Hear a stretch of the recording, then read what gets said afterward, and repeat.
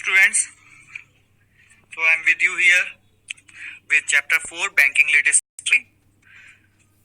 Some learning objectives for this chapter are real time gross settlement, that is RTGS, National Electronic Fund Transfer, that is NEFT, third e-banking for debit and credit cards, ATM, mobile banking, and fourth, issue of bank drafts online.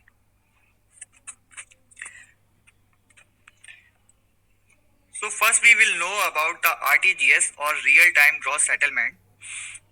If any person want to send some funds or want to transfer some funds from one bank to another bank, RTGS will help him. As you can see in this picture, a fund from one bank transfer to another bank.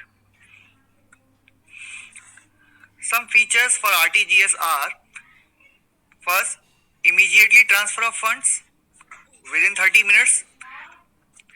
It enabled only by the CBS branches, but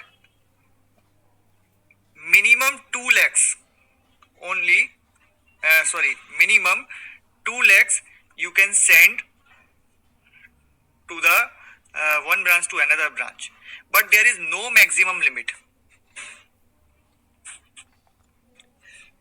The most important feature of RTGS is immediate transfer of fund. When you will go to the bank, you can transfer your funds immediately to the another bank or another branch, but it only can be possible with the CBS enabled branch, that is core banking solution. You can transfer your funds only with the CBS enabled branch. Next topic is NEFT, National Electronic Fund Transfer. In this case also, you can transfer your funds from one bank to another bank, but unlike RTGS, you can transfer your funds without having a bank account. Without having a bank account, you can transfer your funds. Maximum limit is 49,999. In case of above transaction, you must have a bank account.